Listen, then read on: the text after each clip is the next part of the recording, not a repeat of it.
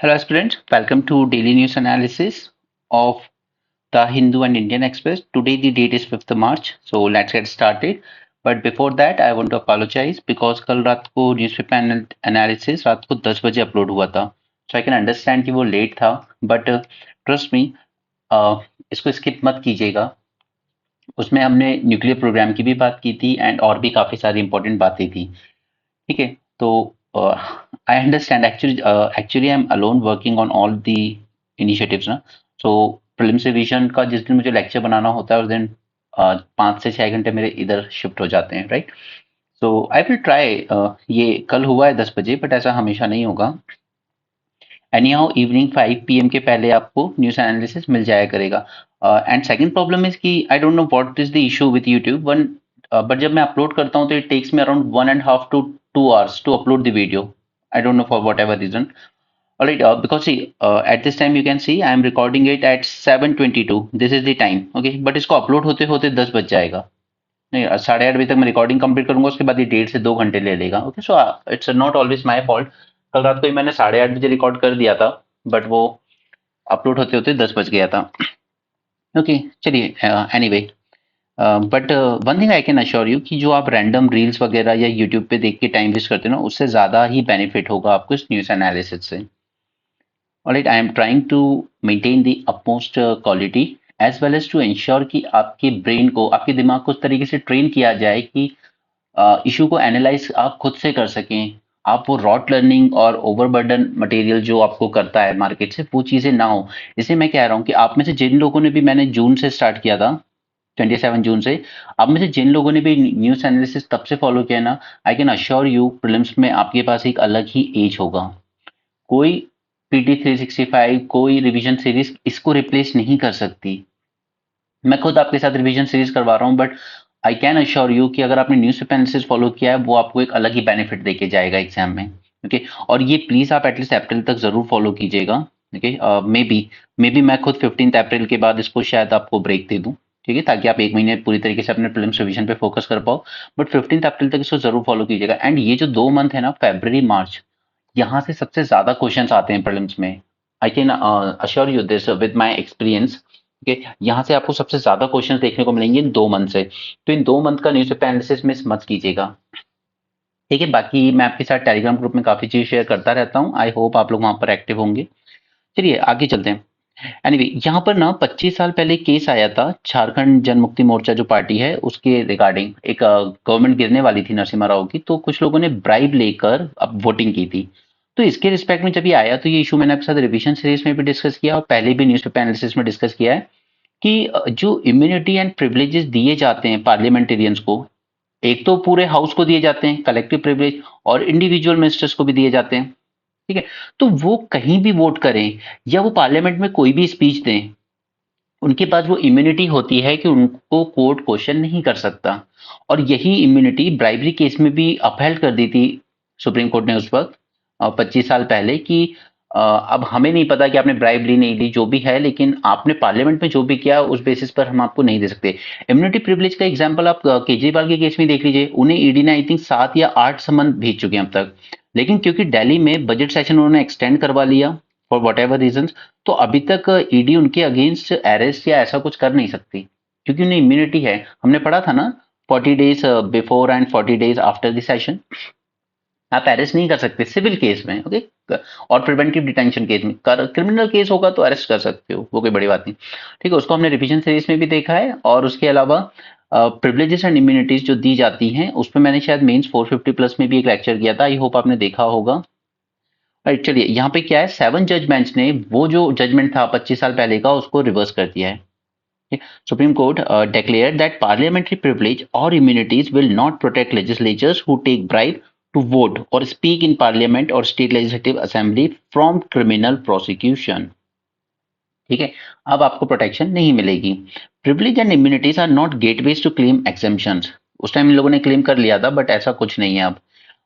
JMM bribery case judgement जो 98 में आया था, law makers who took bribes were immune from prosecution for corruption if they go ahead and vote और speak in house as agreed. ठीक है, तो ये जजमेंट उस टाइम दिया था कोर्ट ने कि आप इम्यून रहोगे भले ही आपने ब्राइब लेकर वोटिंग दी है पार्लियामेंट में, क्योंकि पार्लियामेंट की जो फंक्शनिंग है, जो प्रोसेस है, उसमें कोर्ट इंटरफेयर नहीं कर सकता क्योंकि आपको इम्यूनिटी दी गई है। बट अब इस जजमेंट को रिवर्स कर दिया गया है।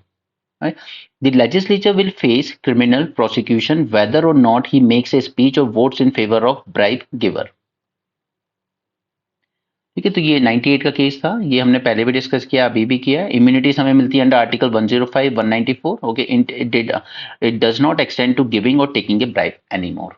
अब नहीं मिलेगी आपको। जजमेंट ने यह भी कहा that this parliamentary immunity would kick in only if a legislature acts in furtherance of fertilising a deliberate, critical और रिस्पॉन्सिव डेमोक्रेसी।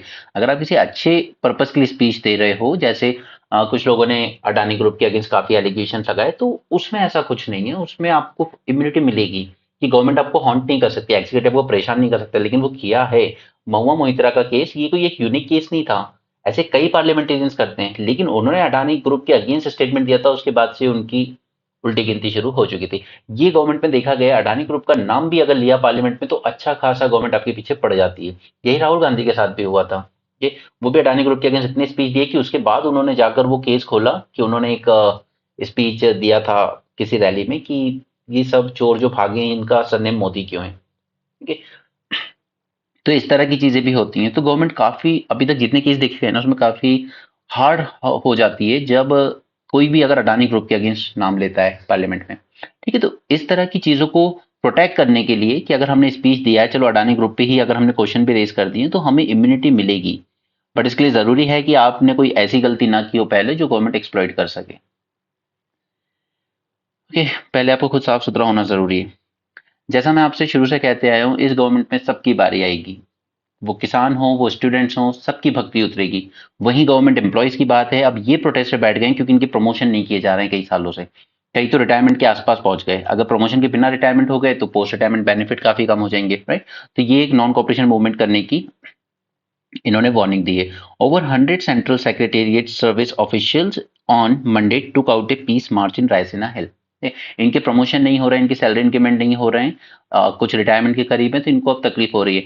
यही जब एसएससी के बच्चे जिनकी 3 साल तक सिलेक्शन के बाद आपने ज्वाइनिंग नहीं दी थी ना, जब ये बच्चे प्रोटेस्ट करने के लिए, कुछ लड़कियां तक थी जो मुंबई से दिल्ली तक आई थी प्रोटेस्ट में, ठीक उनका भी कहना था 3 साल से हम इंतजार कर रहे हैं ज्वाइनिंग लेटर का। तब ये लोग कहते थे कि ये कोई तरीका होता है क्या सरकार को कंपेल करने का। ट्विटर कैंपेन चलाया था बच्चों ने गवर्नमेंट के अगेंस्ट, बेरोजगारी दिवस मना के, प्रधानमंत्री के जन्मदिन के। उस टाइम भी बच्चों को क्रिटिसाइज कर रहे थे, अगर आप 3-3 साल तक बच्चों की आवाज नहीं सुनोगे तो रास्ता क्या रह जाता है उनके पास, करेंगे क्या फिर वो। मीडिया का मुंह आपने इस तरीके से बंद किया है कि वो कभी सरकार को क्वेश्चन करता ही नहीं है कि आप ज्वाइनिंग क्यों नहीं दे रहे हैं, आपके यहाँ पेपर लीक क्यों हो रहे हैं, बच्चों के साल खराब हो रहे हैं, बच्चों की एज जा रही।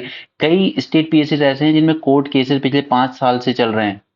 तेलंगाना में 7 साल बाद सिविल सर्विस का पेपर हुआ, एमपी मध्य प्रदेश में 5 साल बाद जाके ज्वाइनिंग आई है, राइट। ये होता है, मीडिया का काम होता है कि बच्चों के या किसी के भी ग्रीवांसेस सरकार तक पहुंचाना। लेकिन जब आपने मीडिया का ही मुंह बंद कर दिया होगा ना, या अपने तरफ झुका लिया है उनको, जो कि आज 98% मीडिया बिल्कुल प्रो गवर्नमेंट हो चुका है, तो उसके बाद यही हो जाता है। आज इन ऑफिशियल्स को जब अपनी खुद के प्रमोशन और सैलरी और रिटायरमेंट की बात आई है, तब इनको गवर्नमेंट गलत दिख रही है। लेकिन जब बच्चे रेस कर रहे थे कि आप 3 साल से हमारी ज्वाइनिंग नहीं दे रहे हो, तब इन्हें तकलीफ नहीं हुई थी। अग्निवीर योजना लेकर आए, कुछ बच्चे थे जो एयरफोर्स का एग्जाम निकाल चुके थे, सिलेक्ट हो चुके थे, उन्हें सिर्फ ज्वाइनिंग लेटर देना था। आप अग्निवीर जैसी योजना लेके आए, लेके तो ऑफिशियल से आते ना, बनाते तो वही है सरकार के लिए, उनके बिहाफ में, ठीक है। और इन्होंने क्या कहा कि जो बच्चे एग्जाम निकाल चुके थे उनका एग्जाम भी रद्द किया जाता है, उनका सिलेक्शन भी रद्द किया जाता है, आप फिर से तैयारी कीजिए और अग्निवीर के अंडर में अब रिक्रूटमेंट होगा आपका। वो सारा प्रोसेस क्लियर कर चुके थे, they were waiting for the joining letter. तो जब बच्चों के साथ गलत कर रहे थे ऑफिशियल्स, तब उन्हें सरकार गलत नहीं लगी। लेकिन अब जब ऑफिशियल्स के साथ खुद कुछ गलत हो रहा है, तब उन्हें सरकार से तकलीफ हो रही है, क्योंकि जब सरकार गलत होती है तो बारी सबकी आती है। और ये मीडिया जो है, जो गोदी मीडिया कहलाता है, ओके, ऑल दीज गुल्लू एंड तिहाड़ी एंड वेनोम एंड सब, इन सब की भी बारी आएगी। Anyway, Kerala struggles to pay employees salary, limits withdrawals to 50,000। Now see, आज कैरल के पास इतना भी पैसा नहीं बचा है कि वो विड्रॉ कर अपने एम्प्लॉयज की सैलरीज को पे कर सके, ओके। उनकी विड्रॉल लिमिट लगा दी गई है कि आप 50,000 से ज्यादा विड्रॉ नहीं कर सकते हैं। अब वो सेंटर ने सीलिंग वगैरह जो लगाई है बोरोइंग्स पे, और वो सब हमने देख लिया था, ठीक है। केरल एक स्टेट है जिसका कोई ऐसा फिजिकल डेफिसिट बहुत हाई भी नहीं है, अच्छा एजुकेटेड है, सब कुछ ठीक चल रहा है, लेकिन सेंटर किस तरीके से परेशान करता है उसका सबसे प्राइम एग्जाम्पल था ये। मैंने वो सीलिंग के जो प्रोविजंस थे वो आपके साथ पहले डिस्कस किए हैं, ठीक है। पुराना अगर आप पहले से देख रहे हो तो आपको पता होगा। बट द थिंग इज कि what I am trying to tell you is कि नंबर सबका आएगा। कि क्योंकि आप ही वो पब्लिक हो जिसने कभी गवर्नमेंट को क्वेश्चन नहीं किया कि आपने कोविड फंड हमसे पैसे लेके बनाया था। आपने पब्लिक से लिया था पैसा। लेकिन जब उसको हिसाब मांगा गया तो आपने कह दिया ये आरटीआई के दायरे में नहीं आएगा। गवर्नमेंट ने नहीं बताया कि कितना पैसा आया इस फंड में। गवर्नमेंट ने नहीं बताया कि उन्होंने कहां कहां एक्सपेंडिचर किया। बट आधी से ज्यादा पब्लिक एकदम शांत। इलेक्ट्रल बॉन्ड्स आया तब एवरीवन न्यू की अगर सब नहीं तो एटलीस्ट मेजोरिटी एजुकेटेड क्लास जानती थी कि ये सबसे बड़ा फ्रॉड होने वाला है। ये किक बैक्स और ब्राइबरी को बिल्कुल लीगल कर देगा। ठीक, मैंने आपके साथ परसों एक डिस्कस किया था टेक्सटाइल से रिलेटेड, उसमें पेस्कस जो था, ठीक है, कि वो कैसे एक मीटिंग होती है टेक्सटाइल मिनिस्टर के साथ और उस पर बैन लगा दिया जाता है इंपोर्ट पे, और फिर वो कंपनी 98-96% मार्केट कैप्चर कर चुकी है। राइट, मुझे क्या करना होगा कि मुझे अपने मार्केट में मोनोपोली चाहिए, मैं सिर्फ इलेक्ट्रल बॉन्ड के थ्रू जो रूलिंग पार्टी है उसको फंडिंग दूंगा कि ये जो मेरे कॉम्पिटिटर्स हैं जो इंपोर्ट कर रहे हैं, ठीक है, इन पे जरा बैन लगाइए ताकि फिर मार्केट में सिर्फ मैं ही एक प्लेयर रह जाऊं। राइट, तो ये कोविड फंड के टाइम आपने आवाज नहीं उठाई, इलेक्ट्रल बॉन्ड जैसी स्कीम आई तब पब्लिक ने कुछ नहीं बोला, तो फिर अब क्यों तकलीफ हो रही है। अब चाहे आपकी सैलरीज ना पे की जा रही हो या आपके साथ कुछ पीएमसी पीएमसी बैंक घोटाला हुआ, उसमें कई लोग बिल्कुल रो रो के कुछ तो मर भी गए कि हमें 50,000 से ज्यादा विड्रॉ नहीं करने दिया जा रहा है, मेरे घर में बेटे की शादी है तो बच्चे की कॉलेज की फीस पे करनी है, वॉट एवर। पीएमसी बैंक घोटाला पब्लिक की वजह से थोड़ी हुआ था। right? उसी तरीके से जब कई लोग पैसे लेके भाग गए उसके बाद भी पब्लिक ने कभी गवर्नमेंट को उतना स्ट्रांगली क्वेश्चन नहीं किया कि ये कैसे हो सकता है। जो गवर्नमेंट फॉरेन में देशद्रोहियों को मरवा सकती है, ठीक है, वो ठीक है, वो कनाडा का एलिगेशन, यूएस का एलिगेशन, बट अगर हमारी सीक्रेट एजेंसी इतना कर सकती है तो किसकी हिम्मत है कि वो पैसा लेके और भाग के और विदेश में आराम से घूम रहा हो। नॉट पॉसिबल जब तक कि गवर्नमेंट की तरफ से उसको सपोर्ट ना हो। नीरव मोदी ने कहा था कि मेरे पास सिर्फ 45% पैसा है, बाकी मैं इंडियन पॉलिटिशियंस को बांट के आया हूँ। ठीक है, ये उसका स्टेटमेंट था लंदन कोर्ट में। विजय माल्या ने कहा था जिस रात में निकला उससे पहले मैं पार्लियामेंट हाउस में ही मिस्टर अरुण जेटली से मिला था। ये सब स्टेटमेंट है उनके। ठीक है, तो पब्लिक अब जब परेशानी आती है तब ये देखती है कि हमारे साथ गलत हो रहा है, लेकिन जब ये चीजें शुरू हुई थी तब अपनी आंखें बंद करके बैठे थे सब। और पब्लिक की पूरी तरह गलती नहीं है, ये सब मीडिया का काम है। वो क्वेश्चन उसे क्वेश्चन करना चाहिए था क्या ये इलेक्ट्रल बॉन्ड सही आया है। उसे क्वेश्चन करना चाहिए था कि कोविड फंड आपने पब्लिक से ही लिया है, पब्लिक को हिसाब नहीं दोगे। ठीक है, लेकिन मीडिया तो जस्ट जस्ट वर्स्ट। इससे बेकार मीडिया शायद देश ने कभी नहीं देखा होगा। इमरजेंसी के टाइम भी होता था जब इंदिरा गांधी ने लगाई थी, बट तब प्राइवेट प्लेयर्स नहीं थे मार्केट में। तब एक डीडी न्यूज चलता था, गवर्नमेंट अपनी तरफ से न्यूज देती थी और वो रीड कर देते थे। लेकिन प्राइवेट प्लेयर्स 2000 के बाद से हमने प्राइवेट न्यूज चैनल्स को अलाउ किया, क्यों? ताकि कंपटीशन आएगा, अलग अलग व्यूज पब्लिक तक पहुंचेंगे, सबकी बातें पहुंचेंगी, लेकिन पूरा का पूरा मीडिया सरकार से दबा हुआ बैठा है। राइट, सिमिलरली हिमाचल वुमेन के लिए 1500 मंथली एड लेकर आई है हिमाचल सरकार। उस तरह दिल्ली सरकार ने भी कल बजट में पास किया है कि 18 साल से जो बड़ी लड़कियां हैं उनको 1000 रुपीज पर मंथ का अलाउंस दिया जाएगा। राइट, हमने केरल के कंटेक्स्ट में डिस्कस किया था एनिमल एनिमल ह्यूमन कन्फ्लिक्ट, ठीक है, पहले डिस्कस कर चुके हैं काफी सारे points, specially with respect to Kerala see, क्योंकि उसका ना एरिया एरिया बहुत कम है, ठीक है, उसका ये जो विड्थ है ये बहुत कम है, और आधे से ज्यादा एरिया इको सेंसिटिव जोन में चला जाता है, जो कि वो केरल ने बनने नहीं दिया कभी। रंगाराजन कमेटी रिपोर्ट हमने उसमें उस कंटेक्स्ट में डिस्कस की थी, ठीक है। और क्योंकि पॉपुलेशन डेंसिटी काफी हाई है केरल में, उनका ग्रोथ रेट कम हो गया है, वो ठीक है, पॉपुलेशन डेंसिटी बहुत हाई है। तो लोग क्या करते हैं कि अपनी एग्रीकल्चर फील्ड, अपने कैटल्स वगैरह को ले जाकर बिल्कुल एकदम फॉरेस्ट के बिल्कुल पास ले जाकर ये सब करवाते हैं। और फिर इनकी जो फूड फूड नीड्स हैं, वाटर नीड्स है एलिफेंट्स वगैरह की, वो फॉरेस्ट में मीट नहीं हो पाती हैं, तो ये पब्लिक रेसिडेंशियल एरियाज में आ जाते हैं।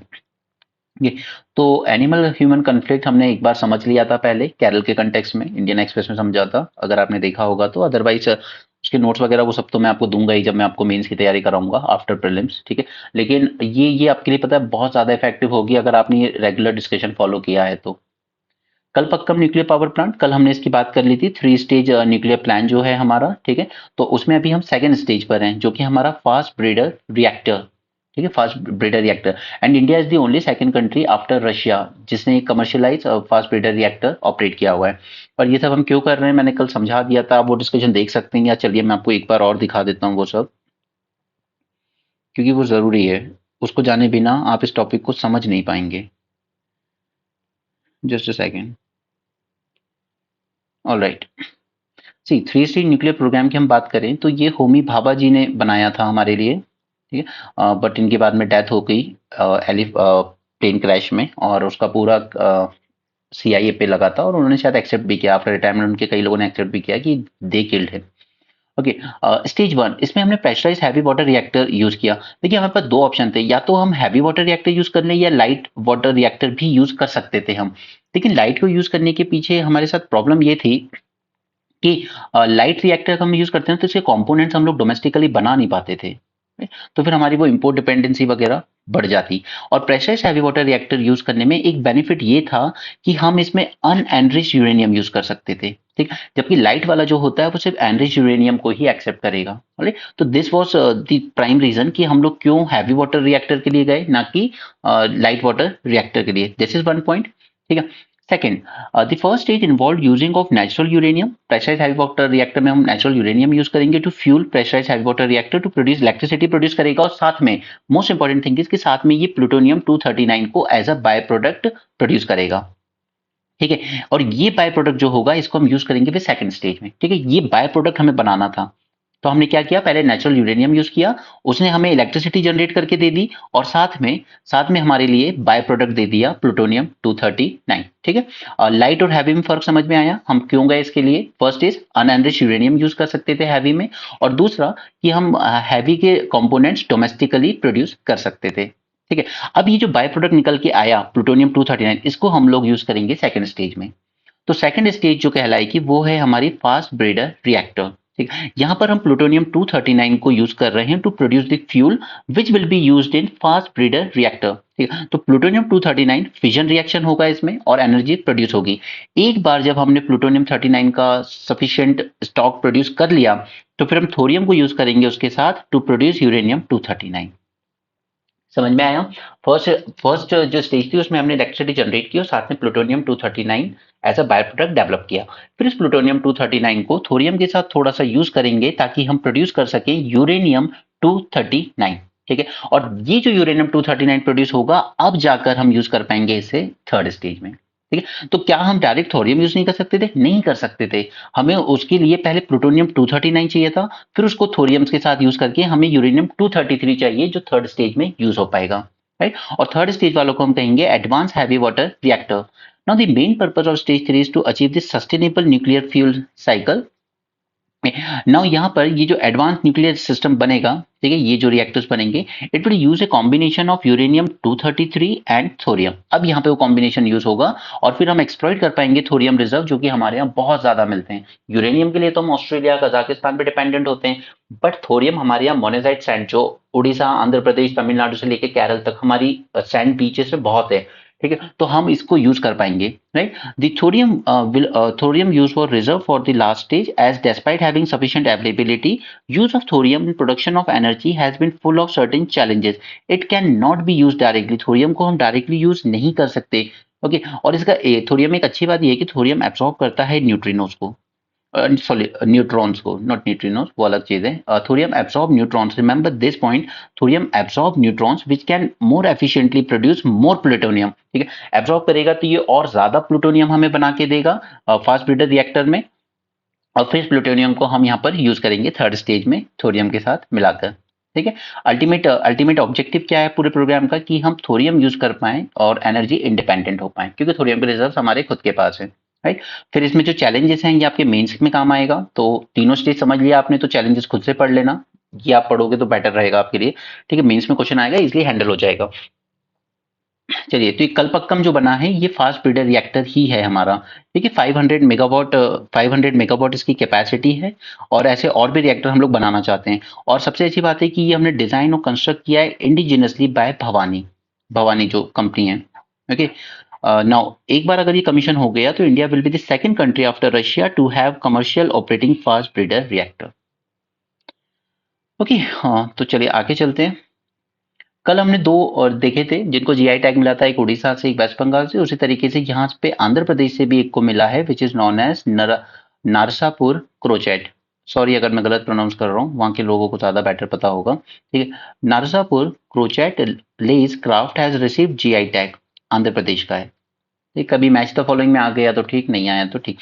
जीआई टैग के बारे में बस एक बात याद रखिएगा कि अगर किसी प्रोडक्ट को जीआई टैग मिला है, जैसे सपोज कीजिए तिरुपति लड्डू को मिला है, ठीक है, तिरुपति लड्डू को मिला है। तो तिरुपति लड्डू को जीआई टैग मिलना अलग चीज है, बट उसका मतलब ये नहीं कि इस लड्डू में यूज होने वाले सारे रॉ मटेरियल या सारे इंग्रेडिएंट्स भी उसी जगह से मिले, उसी जियोग्राफी से आते हो, जरूरी नहीं है। इसमें यूज होने वाला प्रोडक्ट हो सकता है महाराष्ट्र से आता हो सकता है नागपुर से आता हो, ठीक है, कोई फर्क नहीं पड़ता।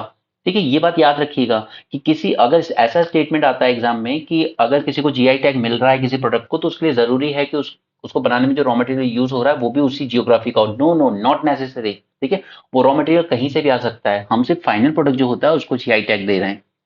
क्लियर? अब देखिए, आई टोल्ड यू ना, एसबीआई इतनी आसानी से नहीं देगा। It's sought time till June 30 to disclose details of poll bonds. तब तक तो चुनाव भी हो जाने, राइट? फिर वो सारे जो जितने अच्छे से आपने ब्राइबरी और किकबैक्स ली है कॉर्पोरेट से, वो चीज तो बात ही खत्म हो जाएगी।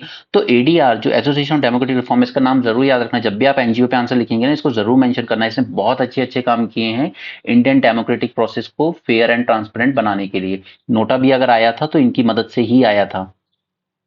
तो ADR says it will oppose SBI plea on poll bonds. तो एसबीआई ने ये जो प्ली लगाई है कि हमें जून 30 तक का टाइम दो, इसको अपोज करेगा एडीआर, क्योंकि और करना भी चाहिए।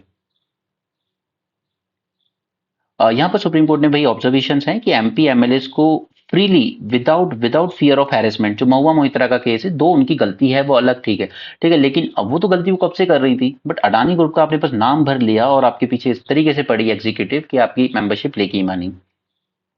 Constitution band said that Parliament and state legislature would lose their representative character in a democratic policy if MPs and MLAs are not able to attend House। ठीक है, 142 एमएलए एमपीज को suspend कर रखा था और उसी में आपने काफी क्रूशियल बिल भी पास कर दिए। ठीक है, तो ये ठीक नहीं है। अगर आप इस तरीके से सस्पेंड करके हाउस फंक्शन करके बिल पास करवा भी लेते हो तो ये ठीक नहीं है डेमोक्रेसी के लिए, right?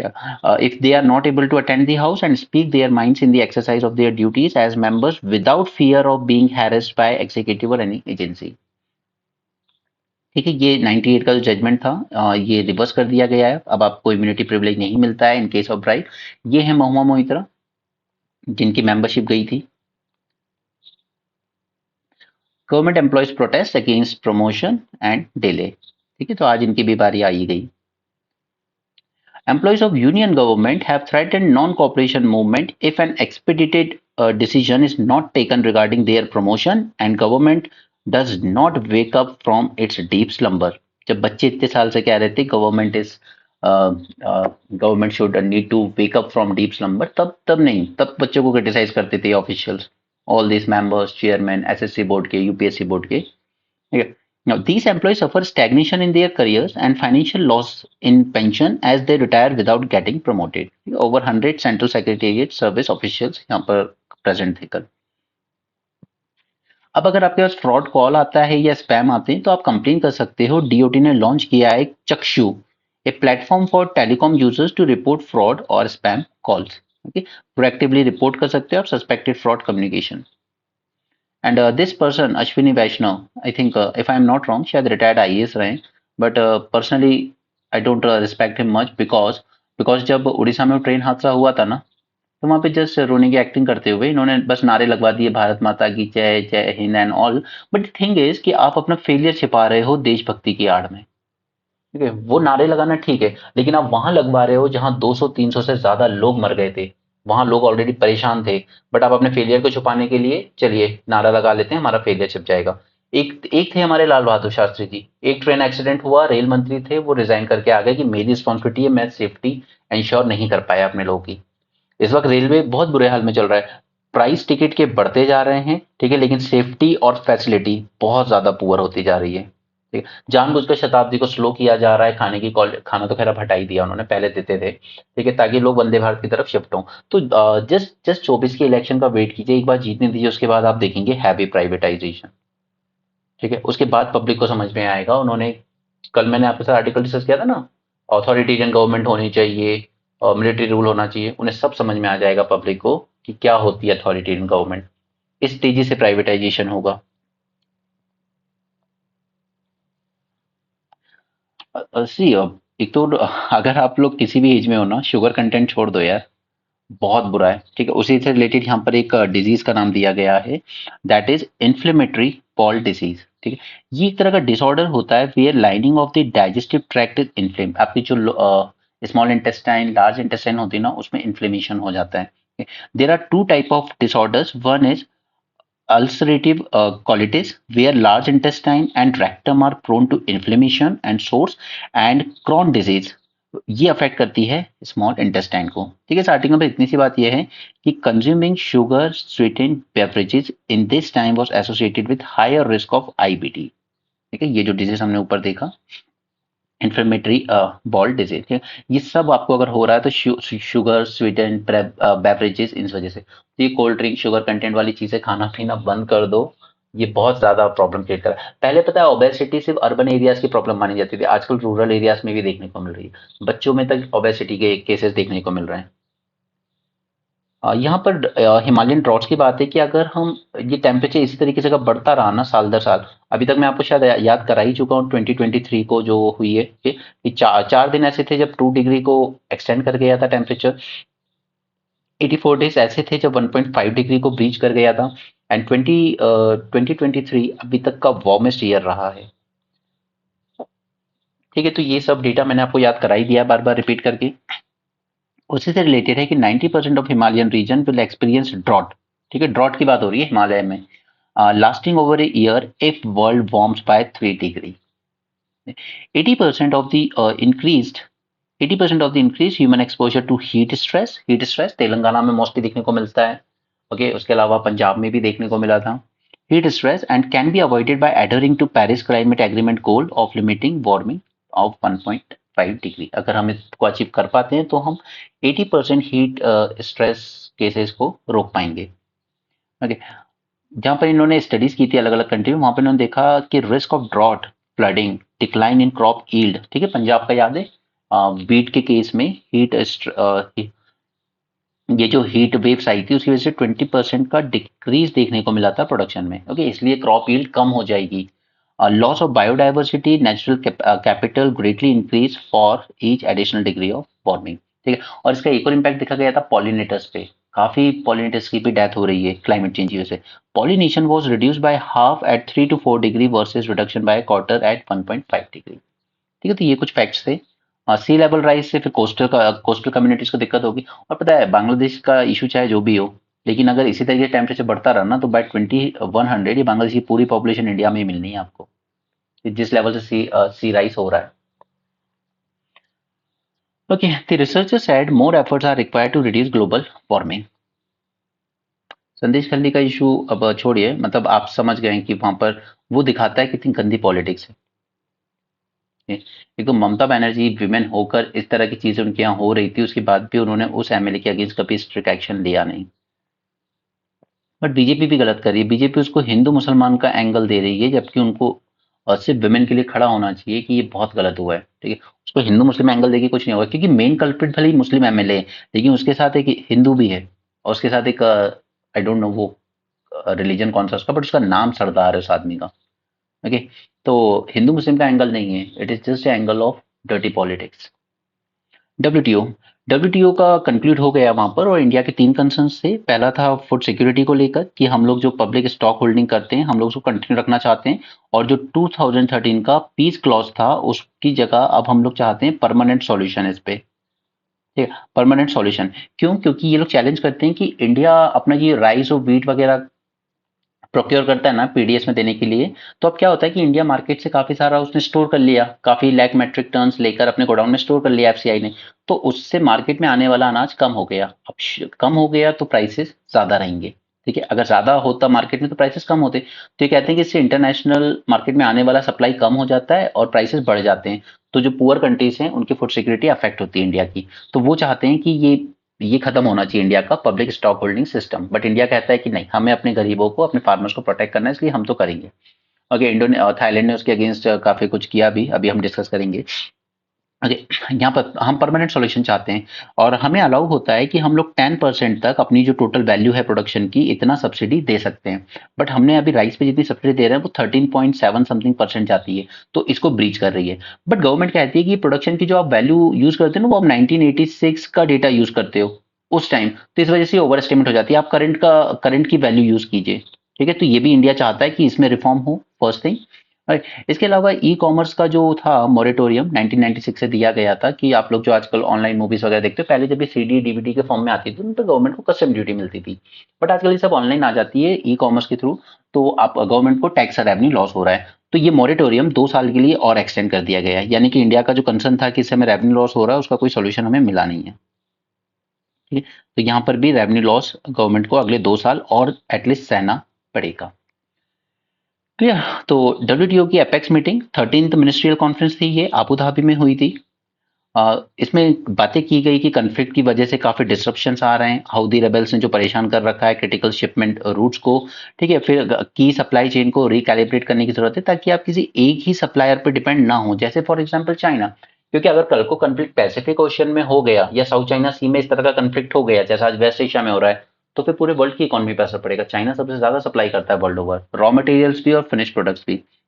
और इसी वजह से गवर्नमेंट, सारे देशों की गवर्नमेंट आजकल क्या कर रही है, आइसोलेशनिस्ट स्टैंड ले रही है।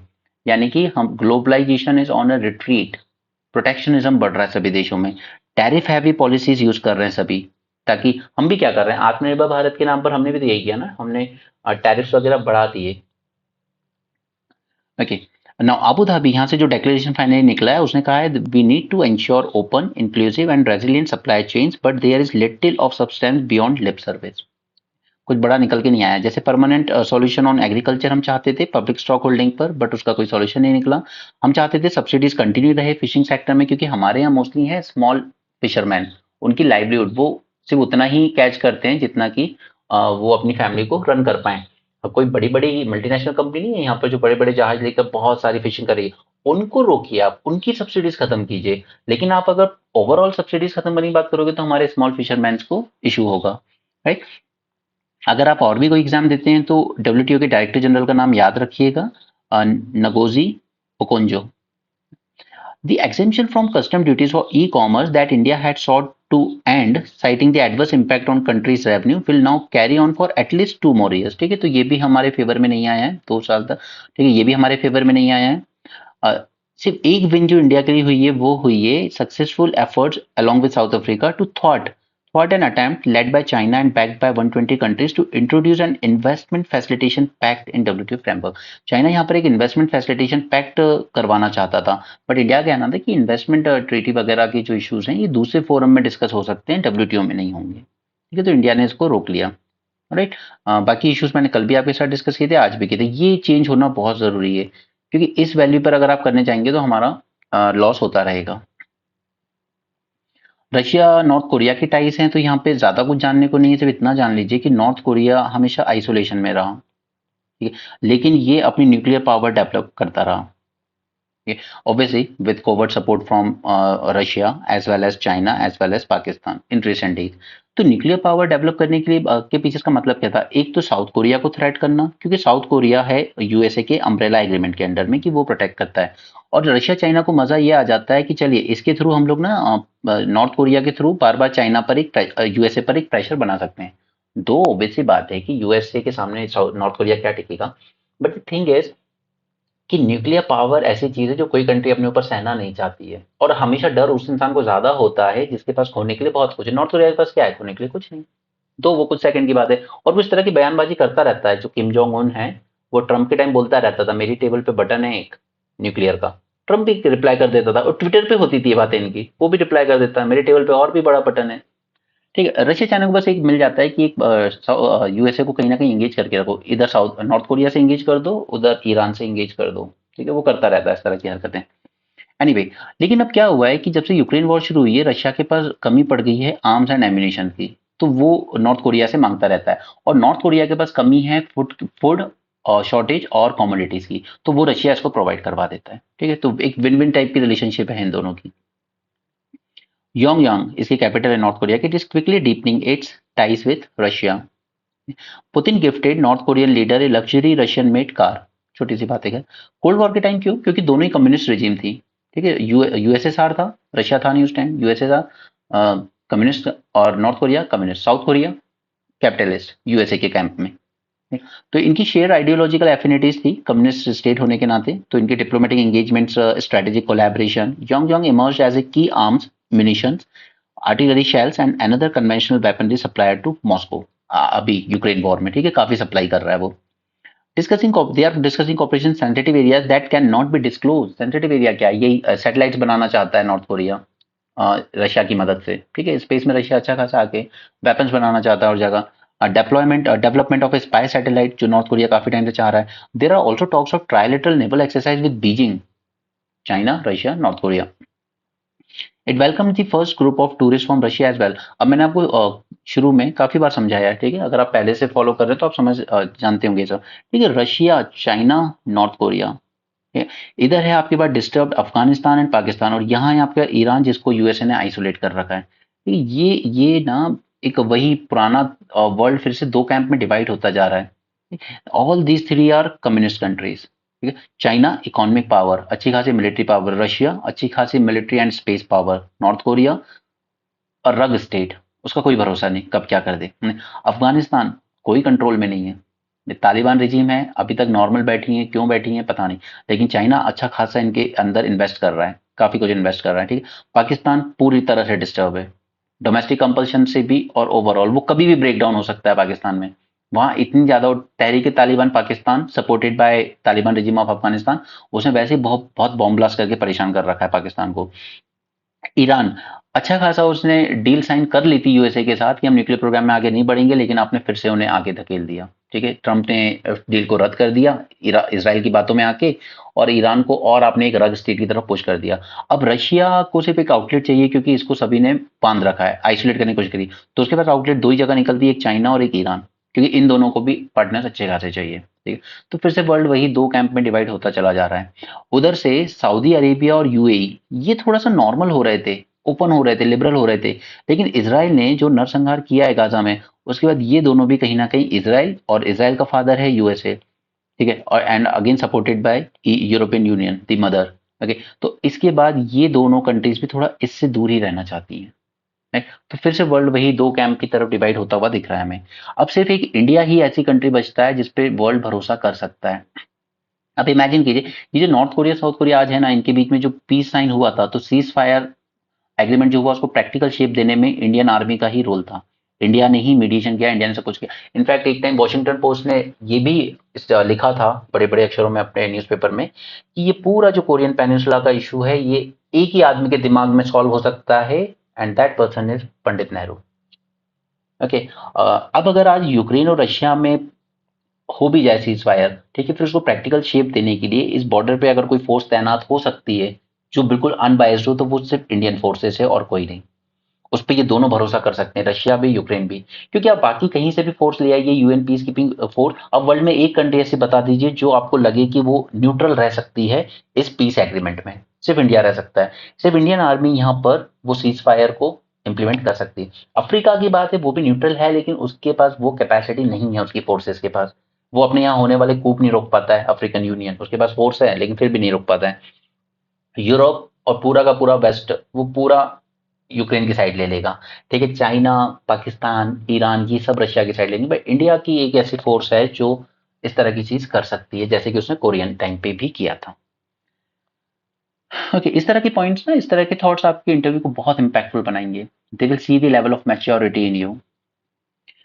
Now, Russia has emerged as a potential savior for development in sectors such as energy and transportation, and even in addressing Yongyong chronic food shortage। ठीक है, उसके यहाँ फूड शॉर्टेज हो रही है, उसका इंफ्रास्ट्रक्चर बिल्ड करने में, जैसे रेलवे लाइन में रशिया उसकी मदद कर रहा है। It underscore the tangible efforts to bolster economic cooperation. Russia is a key supplier of fuel to north Korea. Food for arms agreement भी किया है इन दोनों ने।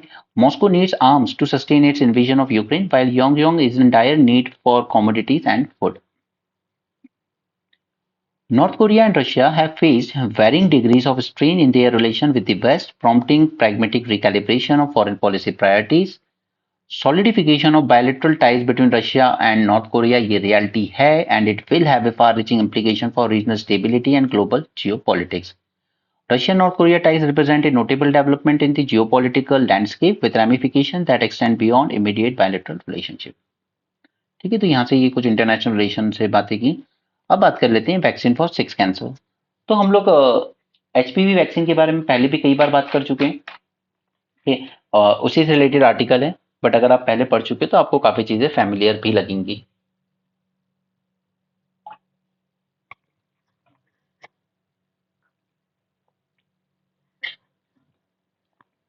See what I want from you is कि अगर आप लोग न्यू हैं या अभी रिसेंटली देखना शुरू करा, एटलीस्ट आप कमेंट सेक्शन में वो चीजें मेंशन कर दिया कीजिए जो आपको नहीं पता है। मैं पहले डिस्कस कर चुका हूँ तो मैं स्किप कर देता हूँ, ठीक है। अगर आपको नहीं पता है आप कमेंट सेक्शन में मेंशन कर दो ताकि इसको मैं नेक्स्ट के एनालिसिस में आपके साथ डिस्कस कर सकूँ, ठीक है। अगर आप फर्स्ट टाइम व्यू कर रहे हैं या अगर रिसेंटली ज्वाइन किया है और कोई ऐसी चीज मैं स्किप कर रहा हूँ जो आपको नहीं मालूम है, तो उसको आप कर दिया कीजिए और एटलीस्ट टेलीग्राम पे फिर आप उससे रिलेटेड मुझसे नोट्स ले लिया कीजिए ताकि आप उसको रीड कर सकें, ताकि आप पूरी तरह से ब्लाइंड ना हो इस इशू में, ठीक है। ओके, सर्वाइकल कैंसर की बात करें तो मार्च 4 is observe eight international HPV awareness day. इसके लिए हमने एचपीवी वैक्सीन यूज करते हैं। It is fourth most common cancer, ठीक है। सबसे ज्यादा डेथ अगर होती है तो उसमें फोर्थ नंबर पे आता है आपका सर्वाइकल कैंसर। और अगर विमेन में बात करेंगे हम तो this is second most common cancer after breast cancer. Women में सबसे ज्यादा ब्रेस्ट कैंसर होता है, उसके बाद ये सेकंड नंबर पे। ओवरऑल फोर्थ होता है, बट यहाँ पे इसने गलती से लिख दिया है it is fourth most common cancer among women. No no, among women it is second most and overall it is fourth, right. एक हर साल 3 लाख से ज्यादा विमेन अपनी जान गंवाती हैं इसके थ्रू, ठीक है। 9 out of 10 women dying of cervical cancer live in lower और middle income countries. 9 out of 10 गरीब देशों की विमेन होती हैं। ये women above age of 15 are at risk of cervical and this risk has increased over 54% since 2020। होता कैसे है तो it is caused by papilloma virus.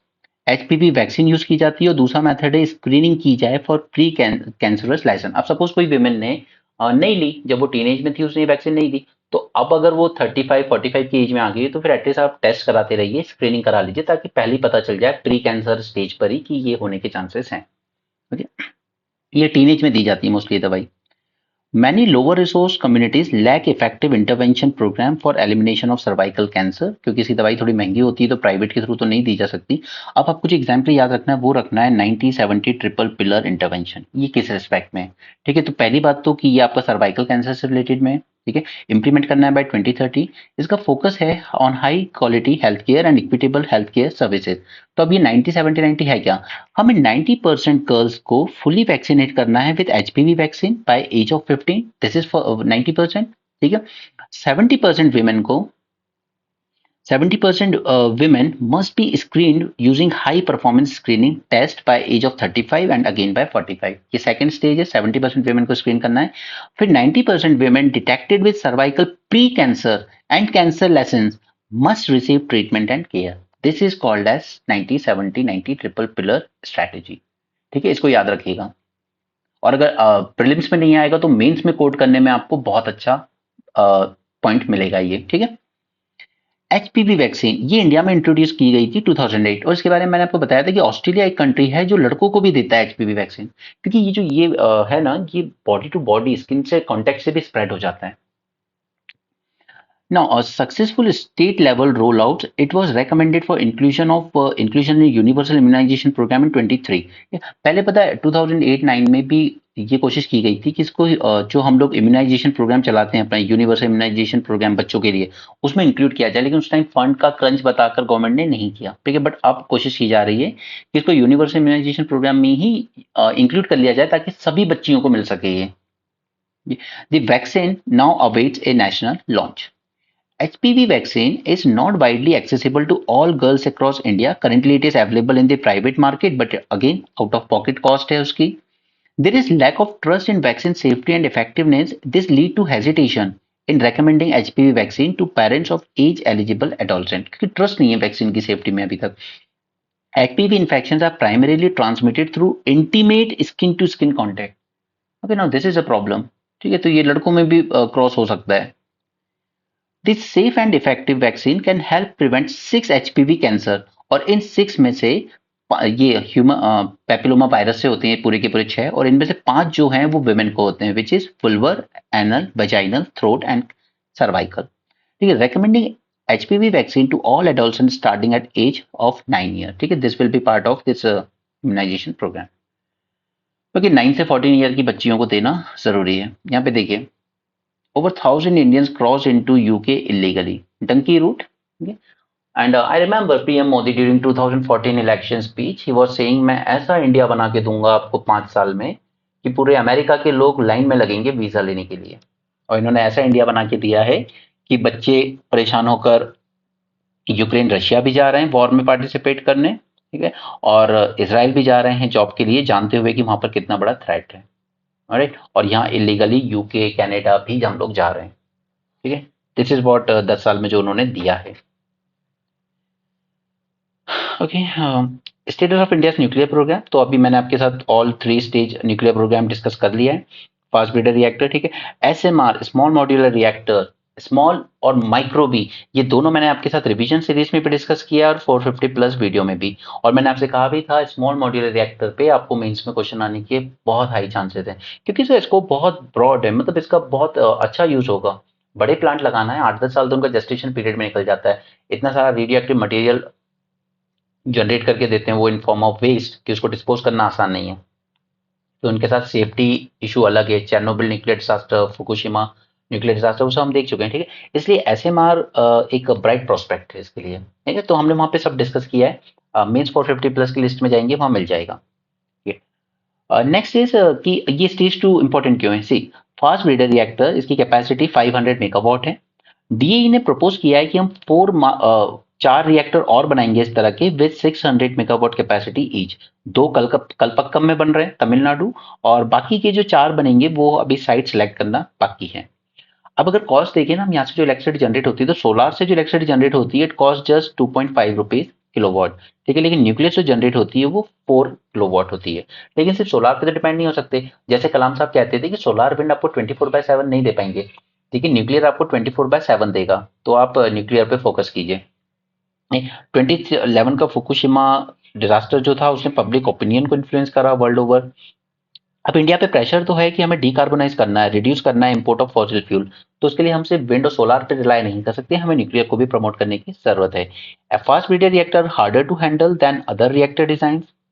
Okay, further civil nuclear programme nodal regulatory body बनाई थी हमने, AERB, atomic energy regulation board, ठीक है। This was set up by executive order, यानी गवर्नमेंट के थ्रू, पार्लियामेंट से लॉ लाके हमने नहीं बनाया था। अब गवर्नमेंट ने सेटअप किया, गवर्नमेंट अपॉइंट कर रही है, तो यहाँ पे थोड़े बायसनेस के केसेस देखे जा सकते हैं।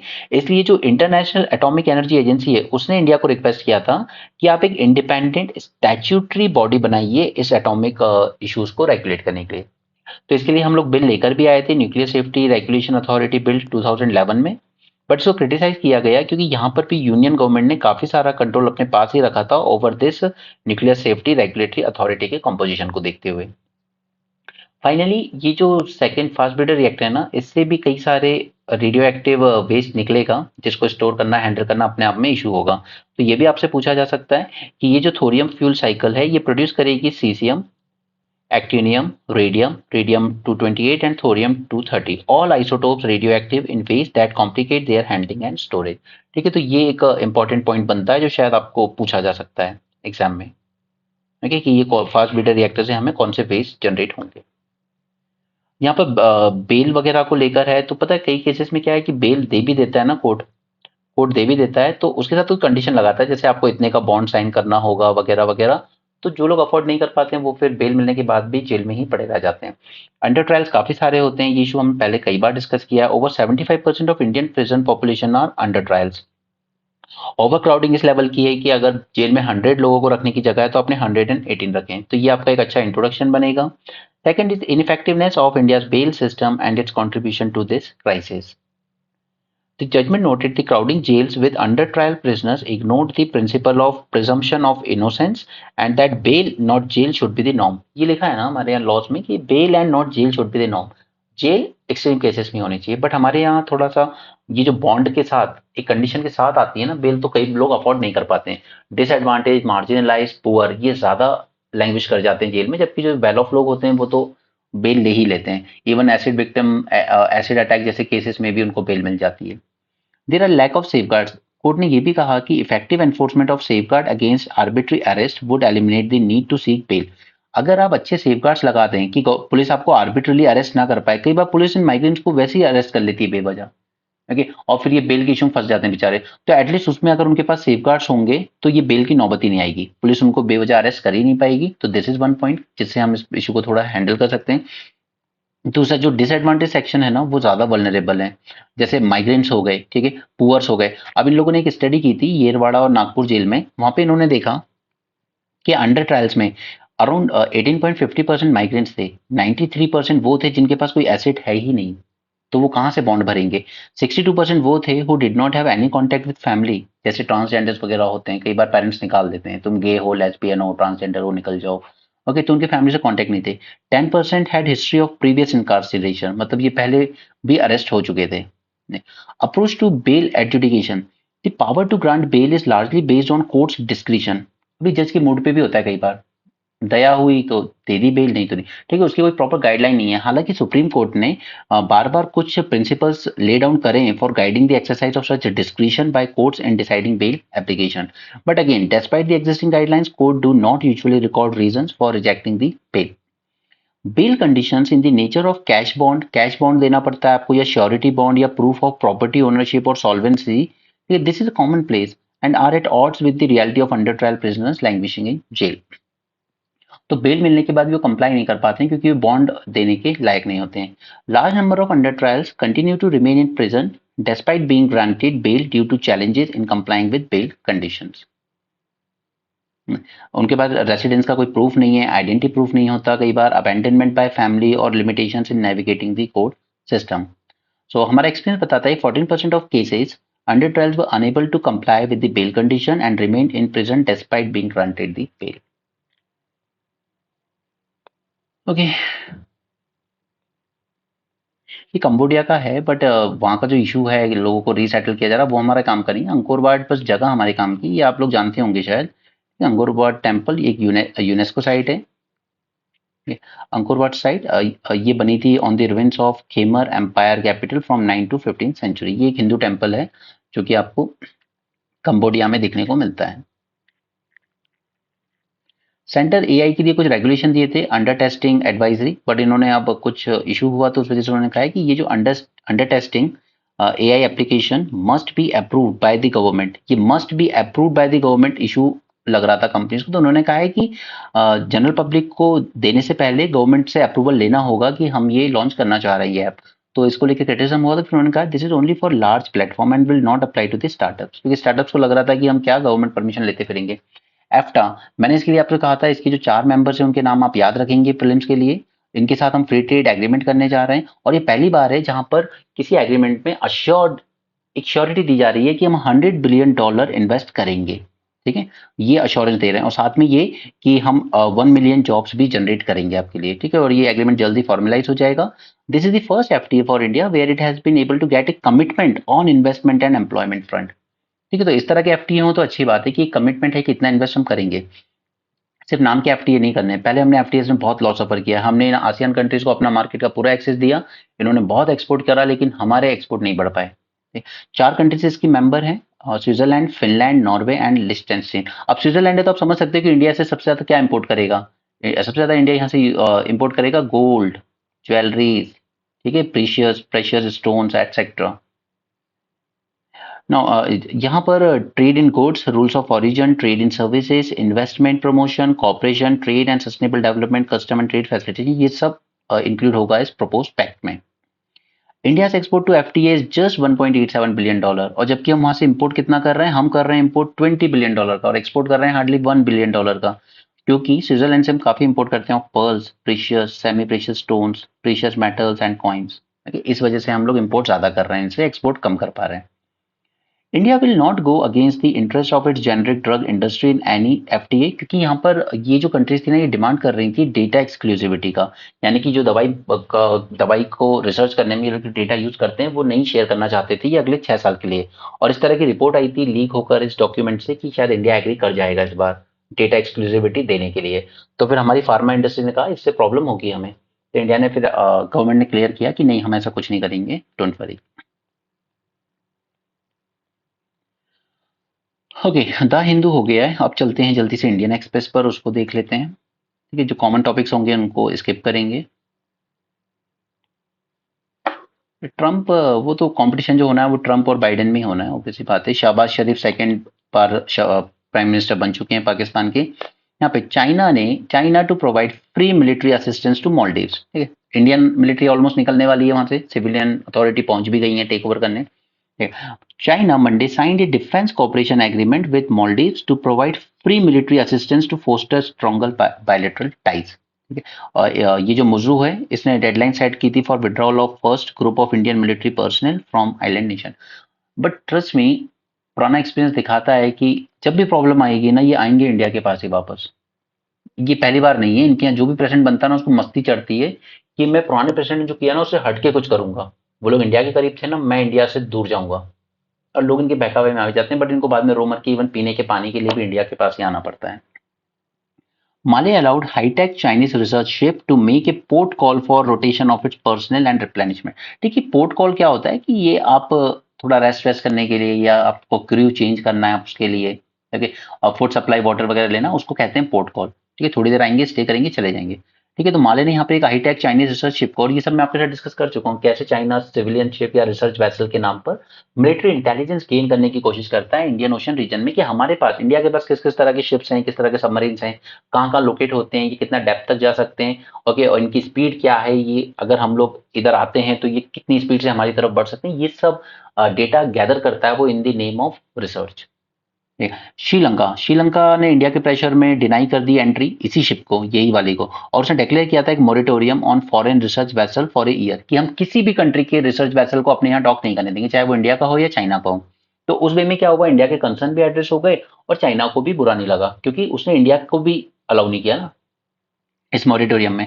On foreign research ship for a year एमिड concerns for from India over Chinese research vessel docking in its neighbourhood and collecting data from the oceans, including Indian Ocean region for military purpose, especially for submarine operation। ठीक है, वो research vessel का नाम लेता है but वो military operations conduct करता है। ये इशू हमने देख लिया, ये वाला भी देख लिया है। आगे बढ़ेंगे हम। यहाँ पर दिल्ली ने भी 1,000 रुपये महिलाओं के लिए दिया है हर मंथ। आगे चलते हैं काम की न्यूज़ पे। ये जस्टिस गंगोपाध्याय का इशू, ये मैंने कल आपके साथ डिस्कस किया था with respect to judicial independence. ठीक है, क्या वाकई जुडिशरी हमारी इंडिपेंडेंट है? ठीक है, कल का वीडियो आप देख लेना प्लीज उसको। आई एम सॉरी कि मैंने लेट अपडेट किया था, बट उसको देख लेना, वो आपके काम आएगा। सेंटर और लद्दाख बॉडीज की मीटिंग हुई यहाँ पर, बट कुछ कॉन्क्रीट निकल के नहीं आया। इस पे ऑलरेडी मैं मेंस 450 प्लस डिस्कस कर चुका हूँ आपके साथ ऑन 6th शेड्यूल, उसमें मैंने आपके साथ लद्दाख का इशू डिस्कस किया था। Policy maker discuss nutrition and education early childhood care. ठीक है, अर्ली चाइल्डहुड केयर पे हमने एक आर्टिकल डिस्कस किया था कुछ दिन पहले कि ये जो 0 से 6 ईयर की एज होती है ना, इसमें अगर हम न्यूट्रिशन पे ज्यादा ध्यान देंगे तो बच्चे में अच्छे डेवलपमेंट, अच्छे रिजल्ट देखने को मिलेंगे, रादर देन की गवर्नमेंट जो कहती है कि 6 से 14 ईयर्स तक गवर्नमेंट की रिस्पॉन्सिबिलिटी। नो, 0 to 6 में भी आप देखिए कि बच्चे को अच्छा न्यूट्रिशन मिल पाए, मदर को अच्छा न्यूट्रिशन मिल पाए। ये अंबानी की शादी है, we are not interested in this. यहाँ पर ये सब्सिडी वाला ही मैटर है जो मैंने आपके साथ डिस्कस किया। 13 मिनिस्ट्रियल कॉन्फ्रेंस आबू धाबी में हुई है। इंडिया का राइस प्रोक्योरमेंट प्रोग्राम जो है पीडीएस के लिए, it is not for people but for capturing the export market. ये एलिगेशन लगाया हम पे इसने, ये जो थाईलैंड के एम्बेसडर्स थे इन्होंने, ठीक है, कि इंडिया अपने लोगों की भलाई के लिए नहीं, एक्सपोर्ट मार्केट कैप्चर करने के लिए ये चीजें करता है। ठीक है, Thailand the second biggest rice exporter after India. अब ये पॉइंट याद रखिएगा कि वर्ल्ड में सबसे बड़ा राइस एक्सपोर्टर कौन है? इंडिया, और सेकंड कौन है? थाईलैंड। ठीक है, इसलिए उसको तकलीफ हो रही है। और केन ग्रुप याद रखेंगे, ये 20 कंट्रीज का ग्रुप है दैट इंक्लूड राइस एक्सपोर्टर्स। ठीक है, केन ग्रुप, इस तरह के टर्म्स आपको एग्जाम में आते हैं, केन ग्रुप। ठीक है, राइस एक्सपोर्टर्स का ग्रुप है जो इंडिया की सब्सिडी के पीछे पड़े हुए हैं। ठीक है, they push for liberalisation of global trade in agriculture. उनका कहना है कि डिस्टॉर्ट करता है फूड प्राइस इंडिया का stock holding programme, and it hurt the food security of other countries, क्योंकि इससे अनाज महंगा हो जाता है इंटरनेशनल मार्केट में। इंडिया गवर्नमेंट प्रोक्योर करती है food grain for meeting objectives under National Food Security Act, and इसके अलावा प्रधानमंत्री गरीब कल्याण योजना। ठीक है, 5 किलो आपको नेशनल फूड सिक्योरिटी एक्ट के अंडर मिलता है, प्लस प्लस 5 किलो एक्स्ट्रा आपको प्रधानमंत्री गरीब कल्याण के अंडर में भी मिलता है।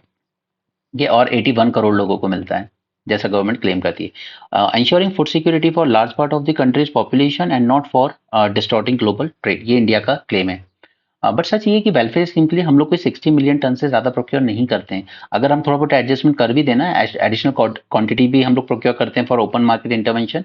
इसमें ओपन मार्केट ये OMSS, ये स्कीम भी मैंने आपके साथ डिस्कस की थी मेंस 450 प्लस में, तो उसको भी देख लेना एक बार। अब तो खैर आपका ज्यादा टाइम नहीं बचा है मेंस के वीडियो देखने के लिए। Additional quantity for open market intervention, the total requirement is not significantly more. तो हम लोग को बहुत ज्यादा प्रोक्योर नहीं कर रहे हैं, तो ये थाईलैंड का एलिगेशन बिल्कुल गलत है। But stock declined as the beneficiaries were given 5 kg free 5 kg extra under that गरीब कल्याण योजनाओं के, तब हमारे स्टॉक थोड़े से डिक्लाइन होना शुरू हो गए थे। उसके बाद फिर वो हीट वेव आई पंजाब में, उस वजह से भी थोड़ा सा कम प्रोडक्शन हुआ था। इंडिया का कंसर्न बहुत लेजिटिमेट है कि सब्सिडीज आप किस मैनर में कैलकुलेट कर रहे हो। आप अभी भी आपने 10% की सीलिंग लगा दी है डेवलपिंग कंट्रीज पे, पर आप यूज कर रहे हो 1986 1988 की प्राइसेस। ठीक है, इस वजह से ओवर एस्टिमेट हो जाती है हमारी subsidy. The value of India rice production जो रही पिछले साल, वो रही $46 बिलियन, और हमने सब्सिडीज कितनी दी, $6 बिलियन। तो ये निकल के आती है 13.7%, जो कि 10% से ज्यादा है। तो ये इनका एक काउंटर पॉइंट बन जाता है इन कंट्रीज का कि इंडिया ज्यादा दे रहा है। तो इंडिया ने कहा आप चैलेंज फिर भी नहीं कर सकते, क्योंकि हमारे पास पीस क्लॉज है 2013 का। राइट, आप चैलेंज नहीं कर सकते, कब ब्रीच हो भी रहा है तो पहले आप ये 1986 वाले में रिफॉर्म कीजिए, इसको चेंज कीजिए। ठीक है, और कल मैंने आपको दिखाया भी था कि इंडिया में पर फार्मर कितनी सब्सिडी मिल रही है, $400 जस्ट।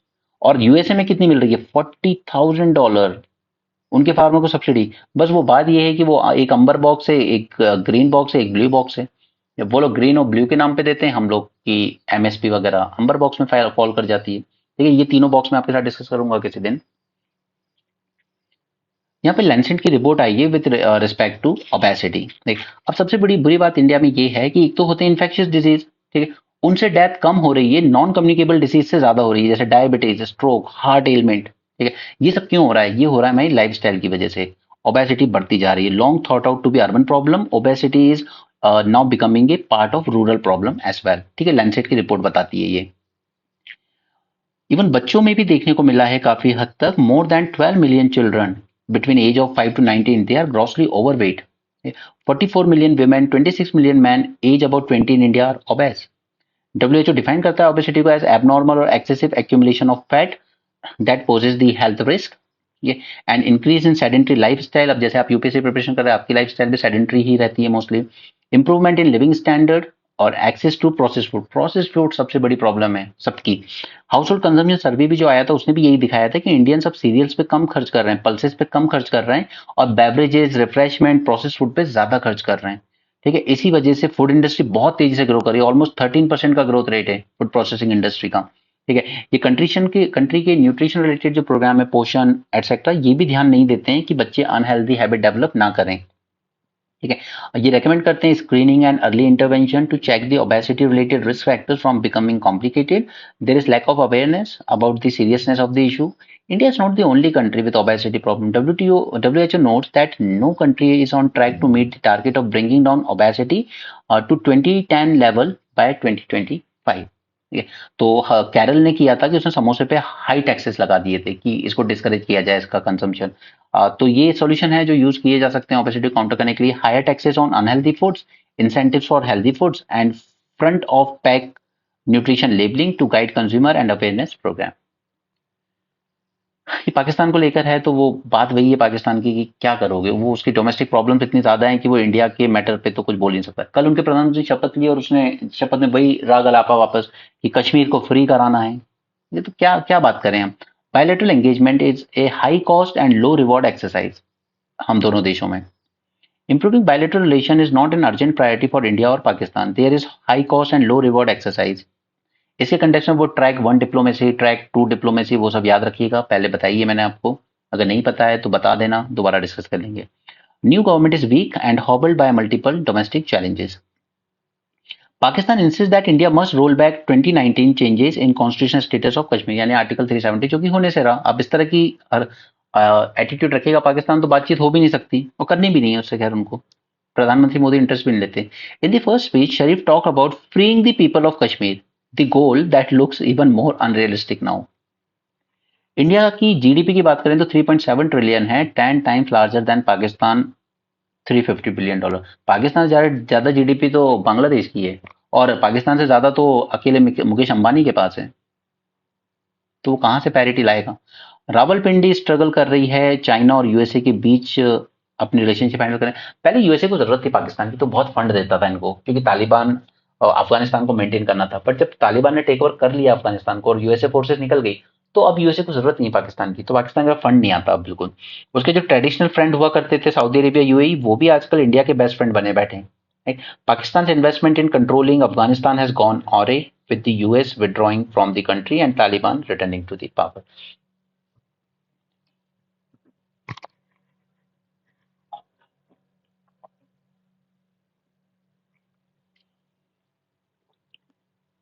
ओके, क्रिटिकल मिनरल्स की बात है, कई बार कर चुके हैं। 450 प्लस में ही पूरा सेशन देखा था, और इसके बाद अभी प्रीलिम्स रिवीजन सीरीज में 2 दिन पहले भी हमने ये चीज दोबारा की है। 30 क्रिटिकल मिनरल्स की लिस्ट हमने निकाली थी, जिसमें से एक है rare earth elements. Within this rare earth element भी 17 एलिमेंट्स हैं जिनके नाम आपको पता होना चाहिए, वो प्रीलिम्स से पूछे जाने के चांसेस है। बार बार इंसिस्ट कर रहा हूं मैं आपको। ओके, इनकी दिक्कत ये है कि एक तो रिजर्व्स इनके बहुत ही लिमिटेड कंट्रीज में मिलते हैं, ठीक है, और दूसरा कि इनकी जो एक्सट्रैक्शन और प्रोसेसिंग टेक्नोलॉजीज हैं वो बहुत कॉम्प्लेक्स है, और इसको मास्टर किया है सिर्फ चाइना ने। Right, India has identified 30 critical minerals depending upon the disruption potential, sustainability, cross-cutting usage across different sector, important import reliance and recycling rates। तो हमने 30 आइडेंटिफाई किए थे। डिकार्बोनाइजेशन में मदद करेंगे वो, क्योंकि सोलार विंड वगैरह में यूज होते हैं वो। उसके अलावा fertiliser, construction, magnets for industries, transport, मतलब वो हर चीज में यूज होते हैं मिनरल्स, इसलिए उनको क्रिटिकल बोला हमने। Solar PV plant, wind farm, electric vehicle require more minerals. These resources are concentrated in few countries. In case lithium, cobalt, rare earth, the world's top 3 producing nation control well around 3/4, यानी 75% of global output. जैसे example Australia, 55% lithium reserve Australia में। China 60% rare earth इसी के पास है elements. DRC Congo, ये आपका last year का PYQ है, यही आया था। DRC it has 75% of cobalt. Indonesia 35% nickel. Chile 30% of copper reserve. Right, तो बहुत ही कम कंट्रीज में लोकेटेड है। चाइना का मेंशन स्पेशल इसलिए है क्योंकि इसके पास सिर्फ रिजर्व ही नहीं है, बल्कि इसके पास ऑलमोस्ट कंप्लीट मोनोपोली है ओवर दी प्रोसेसिंग कैपेसिटी।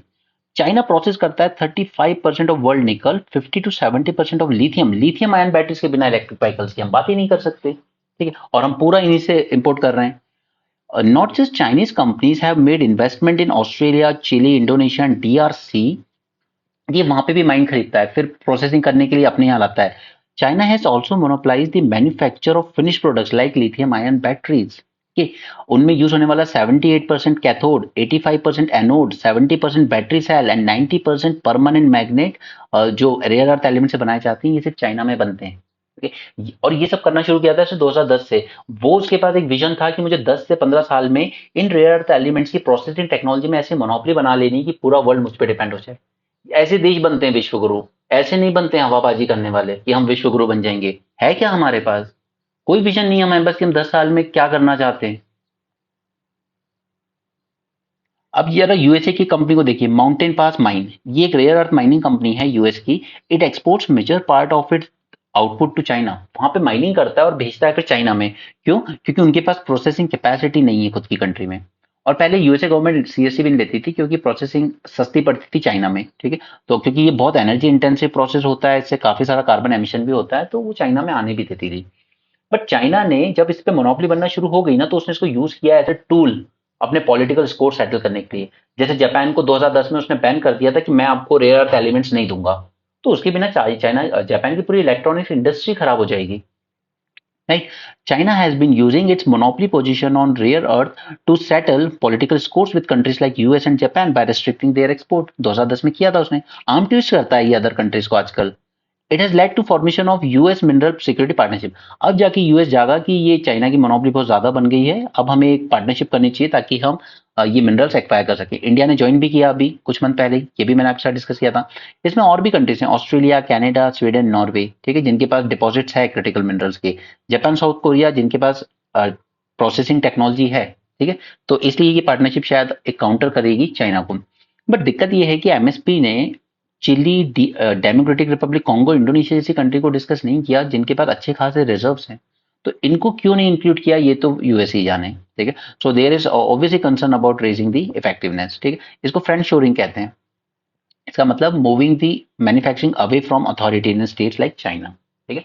यानी कि हमें ऐसे देश से दूर जाना है इन्वेस्टमेंट लेके अपने फ्रेंडली नेशन की तरफ, ठीक है, ताकि यूएसए अब जो इम्प्लीमेंट इन्वेस्ट करना चाहेगा, या Japan, south Korea processing technology अगर उसको कमांड करना चाहते हैं, तो हो सकता है वो इंडिया की तरफ इन्वेस्ट कर लें कि इंडिया में प्रोसेसिंग करेंगे।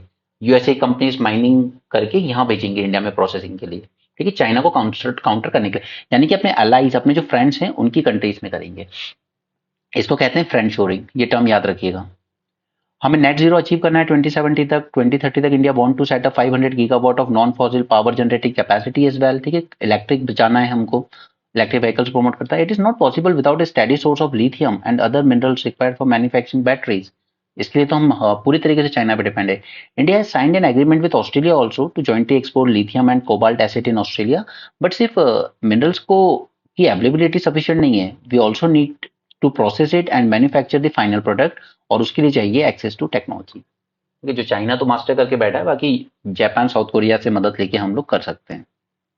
ये ब्राइब वाला केस बस समझ लिया आपने, अब उसमें मत जाओ कि उस टाइम क्या हुआ था 98 में, उतना डिटेल में जाने की जरूरत नहीं है। लेपर्ड हमने कल ही, मैंने से रिलेटेड जो रिपोर्ट आई थी उसका इंपॉर्टेंट डेटा आपको टेलीग्राम ग्रुप में भी पोस्ट कर दिया था, जिसपे बेस आपको प्रीलिम्स में क्वेश्चन आ सकता है। ठीक है, तो वहां से हो गया था वो। इंडिया फ्यूल एक्सपोर्ट यूरोप को कर रहा है, क्यों? क्योंकि हम लोग क्रूड ऑयल लेके आते हैं, हम ऊपर रशिया से लेके आते हैं, यहाँ पे वेस्ट एशिया से लेके आते हैं और फिर उसको रिफाइन करते हैं अपने यहाँ पर। ठीक है, और फिर वापस एक्सपोर्ट कर देते हैं यूरोपियन मार्केट्स को। तो वो बीच में थोड़े से गिर गए थे क्योंकि हाउदी रेबल्स की वजह से, बट अब वो फिर से रिकवर तो हो रहे हैं, लेकिन अभी भी उनकी कॉस्ट तो बढ़ी रही है क्योंकि हमें अफ्रीका से होते हुए जाना पड़ रहा है एक्सपोर्ट। ठीक है, यूरोप में जो हम एक्सपोर्ट कर रहे हैं वो थोड़ी सी दिक्कत हो रही है, अफ्रीका से घूम के जाना पड़ रहा है हाउदी रेबल्स की वजह से। इंडिया एफ्टा ट्रेड डील हमने ऑलरेडी डिस्कस कर ली है। ठीक है, यहाँ पर एक अच्छी न्यूज है कि ग्रीन हाइड्रोजन प्लांट पहला पहला लॉन्च किया है जेएसएल ने। The first commercial scale green hydrogen plant in India stainless steel sector was inaugurated bye Jindal stainless limited. Okay, तो ग्रीन हाइड्रोजन पे ऑलरेडी मेंस 450 प्लस में वीडियो दे चुका हूँ मैं, वहां से देख लेना। ओके, देन बाकी सब ये स्पोर्ट्स न्यूज़ हैं, नथिंग वर्थ। ओके, अब लास्टली बस एक दो दिन में ऐप पूरी तरीके से फंक्शन करना शुरू कर देगी, तो हम लोग मैं पहले न्यूज़पेपर ऐप पे डिस्कस कर दूंगा। ठीक है, क्योंकि वहाँ पे अपलोड जल्दी हो जाता है। आई डोंट नो यूट्यूब में क्या प्रॉब्लम है, वो 1.5 से 2 घंटे लेता है मुझे अपलोड करने में, मे बी शायद हाई क्वालिटी में अपलोड करते हैं इसलिए। ओके, तो ऐप पे अपलोड हो जाएगा, और ऐप पे हो सकेगा तो मैं आपके साथ लाइव भी करूंगा न्यूज़पेपर डिस्कशन, ताकि आप लोग ज़्यादा बेटर, और जिसको सुबह जल्दी देखना होगा वो डायरेक्ट देख सकता है वहाँ पे, राइट? या फिर आप वेट करके बाद में यूट्यूब पे देख सकते हैं। और बाकी ऐप पे आपको दो कोर्स मिलेंगे, एक आपका जो मेंस 450 प्लस, और साथ में ब्रेन स्टॉर्मिंग। ठीक है, ब्रेन स्टॉर्मिंग हमने बीच में थोड़े दिन किया था, फिर उसके बाद हमने बंद कर दिया था क्योंकि रिस्पॉन्स उतना अच्छा नहीं था। ओवैसे वो पेड ग्रुप रहेगा, 1000 रुपीज पर मंथ उसकी फीस है, ऐप पे आप देख लेना। और उसके अलावा प्रीलिम्स रिवीजन सीरीज चल रही है, अगर आपको कंटेंट पसंद आ रहा है, आपको डिस्कशन करने का तरीका पसंद आ रहा है, तो आप उसको जरूर ज्वाइन करें। इट कम्स एट 3000, आपके प्रीलिम्स तक वैलिड रहेगी। Okay, so that's it for this session. Thanks for joining, have a great day and keep learning.